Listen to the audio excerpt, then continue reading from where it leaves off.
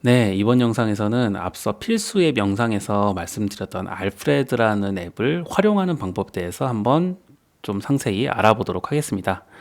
저 같은 경우에 맥 OS를 사용하면서 사용성 측면이나 아니면 맥이 윈도우보다 편한 이유를 한 가지만 꼽으라고 하면 저는 알프레드라는 이 앱을 이야기할 것 같아요. 그만큼 이 알프레드라는 앱이 제공해주는 기능도 되게 막강하고 그 사용성 측면에서 편리하게 해주는 요소가 되게 많기 때문에 알프레드라는 앱은 꼭 다운로드 받으셔서 내 손에 익숙해지게 활용을 하시는 것을 추천드립니다.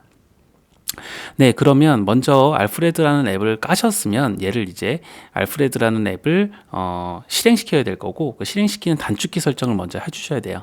먼저 다운로드 받고 실행을 해 놓으셨다면 실행만 했을 경우에는 아무런 동작도 나타나지 않고요. 오른쪽 상단에 이렇게 그 모자 모양의 아이콘이 나올 거고 이 모자 모양을 클릭해서 이 설정 프리퍼런스에 들어가셔서 이 알프레드 명령 창을 실행시키기 위한 단축키를 설정해 주셔야 됩니다. 먼저 여기 제너럴로 들어가서 이렇게 알프레드 핫키를 설정해 주시면 되고요. 저 같은 경우에는 옵션 스페이스로 해놨고 옵션 스페이스로 해놓은 이유가 스페이스와 가장 가까이에 있는 단축키 그 키로 하려고 했던 거고요. 저는 커맨드 스페이스가 한영 변환으로 단축키 설정이 되어 있기 때문에 한영 변환 다음으로 가장 많이 쓰는 게 알프레드 요 그 명령창 실행하는 단축키고 그래서 옵션 스페이스로 저는 잡아놨습니다. 본인한테 맞는 단축키를 설정해 주시면 돼요. 그럼 이렇게 단축키를 설정을 해놓고 그 단축키를 실행하시면 이런 식으로 알프레드 명령창이 나오게 됩니다. 그러면 이 알프레드 명령창에 키보드로 명령을 내리거나 아니면은 뭐 어플리케이션 이름으로 쓰거나 하는 걸로 인해서 간단하게 여러 가지 기능들을 할 수 있게 되는 거죠. 그래서 이렇게 단축키를 먼저 설정을 해주시면 되고요. 그래서 이렇게 설정창은 잠시 닫아두고요. 그 다음에 이제 이 알프레드가 제공해주는 여러 가지 기능들 중에 가장 많이 쓰는 게 바로 두 번째 앱 실행하는 거죠. 가장 기본적으로 제공해주는 기능이 마우스를 쓰지 않고 내 그 맥 환경에 설치되어 있는 어플리케이션을 자동으로 그러니까 키보드만 가지고 실행을 시켜주는 게 가장 큰 기능입니다. 지금 10가지 정도를 얘기하지만 사실 얘가 50% 이상이겠죠. 근데 요 기능 말고도 만약에 이 3번부터 10번까지 설정을 해 놓으신다면 조금 더 강력하게 맥 환경을 즐기실 수 있게 되는 맥 환경을 즐길 수 있게 되실 겁니다. 일단 앱 실행은 어떻게 하느냐 1번에서 단축키 설정을 해놨으니까 그 단축키를 치시고요. 그냥 내가 실행시키고 싶은 어플리케이션 이름을 적어주시면 돼요. 저 같은 경우는 뭐 멜론을 실행한다. 그러면 그 멜론에 대한 서제시션이 이렇게 나오고 만약에 내가 이렇게 멜론 풀네임을 적지 않더라도 서제시션이 이렇게 나오기 때문에 요거대로 검색해서 실행을 해주시면 되는 거죠. 멜론이 이렇게 있고 나는 요거를 실행시킬 거야. 엔터 치면 마우스는 손도 갖다 대지 않고 내 환경에 깔려있는 어플리케이션을 요처럼 실행시킬 수 있게 됩니다. 네. 일단 마우스에 손이 안 간다는 것부터가 사용성이 굉장히 많이 늘어난 거죠. 이렇게 기본적인 기능이 앱을 실행을 시켜주는 기능인데 그 이외에도 이와 같은 기능들을 제공을 해줘요. 이것도 3번부터 9번까지는 알프레드가 이제 그 유료 버전도 있고 무료 버전도 있는데 3번부터 9번까지는 무료 버전에서도 사용할 수 있는 기능이고요. 10번 같은 워크플로우 같은 경우 기능을 쓰시려면 요 녀석은 그 유료 버전을 구매하셔야 사용하실 수 있는 기능입니다. 그러면은 파일 찾기부터 한번 알아볼게요. 내가 이제 파일 찾기는 말 그대로 파일을 찾는 거죠. 근데 이제 내가 그 파일의 대략적인 이름은 알고 있는데 어느 경로에다가 이 파일을 갖다 놨는지 그 파일이 있는지 없는지를 찾으려면 어떻게 해야 될까요? 파인더를 열어서 C 드라이브를 가거나 아니면 내 홈 디렉토리를 가거나 아니면 다운로드 폴더를 가거나 해서 여기서 뭐 찾아보거나 뭐 해야 되겠죠. 이렇게. 근데 이렇게 되면 너무 찾기가 힘들 거잖아요. 찾기가 힘들겠죠. 이렇게 찾으면.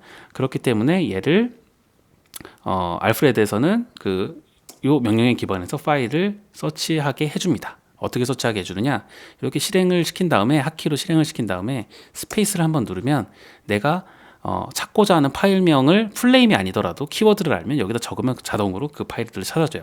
저는 제 둘째 아들내미 사진을 한번 있는지 찾아보려고 하는데 이름만 이렇게 적어도 딱 적으면 이렇게 서지션이 나오죠. zip 파일이 있고 폴더가 있는데 어디로 갈래? 그럼 폴더로 간다라고 하면은 바로 그 폴더로 가게 됩니다. 그래서 이런 식으로 우리 아들내미 사진을 이렇게 어느 경로에 있는지는 저는 몰라요. 이렇게 바로 명령어 기반으로 파일을 찾을 수 있게 해준다는 거죠. 근데 좀 주의하셔야 될 게 이 파일 찾기 기능을 할 때 명령어 기반 그 핫키로 실행하고 스페이스 눌러서 뭔가를 검색했는데 근데 검색 결과가 없으면 이런 식으로 서치가 나오거든요. 서치 기능으로 전환이 되는데 분명히 내가 설정한 이 파일명이 있는데 검색이 안 된다고 하면은 그 이 알프레드가 자동으로 뒤지는 그 폴더 경로가 설정이 안 되어 있는 거예요. 그렇기 때문에 여기서 다시 프리퍼런스 설정으로 다시 가셔서 프리퍼런스로 가시면 여기 제너럴 아니고 피처가 있고요. 이 피처에 디폴트 리절트가 있습니다. 여기에 이 서치 스콥이 있어요. 서치 스콥이 있고 이 서치 스콥에 경로를 추가해 주시면 됩니다. 경로를 어떻게 추가해 주냐면은 보통 내가 뭐 어디서 다운로드 받거나 내가 만드는 파일들은 다 대부분 이 홈 폴더에 떨어져요. 홈 폴더 밑에 무슨 더큐먼트에 간다거나 아니면 무비스에 간다거나 아니면 내가 만든 사용자 경로에 들어간다거나 다운로드에 간다거나 하기 때문에 요 경로 하나만 상위 경로 하나만 여기다가 추가해 주시면 웬만한 내가 그 만들면서 했던 파일들은 다 요 기능을 통해서 그 서치가 가능하게 됩니다.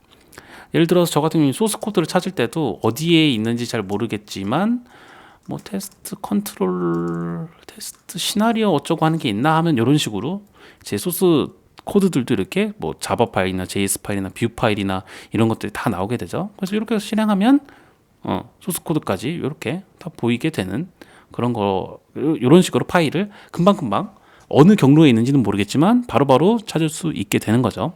문서 파일 찾기도 굉장히 좋고요. 그러면 윈도우 같은 경우에는 이러한 기능들이 있기는 하지만 이렇게 사용성이 좋지 않기 때문에 내가 폴더 구조를 되게 잘 짜놓고 그 폴더 구조에 들어가서 바로 가기를 윈도우 탐색기에 걸어놓고 거기에 들어갈 때가 수기로 이렇게 찾게 되죠.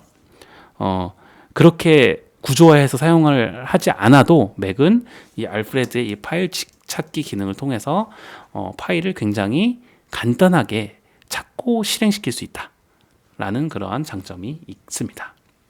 요게 이제 파일 찾기 기능이었고요.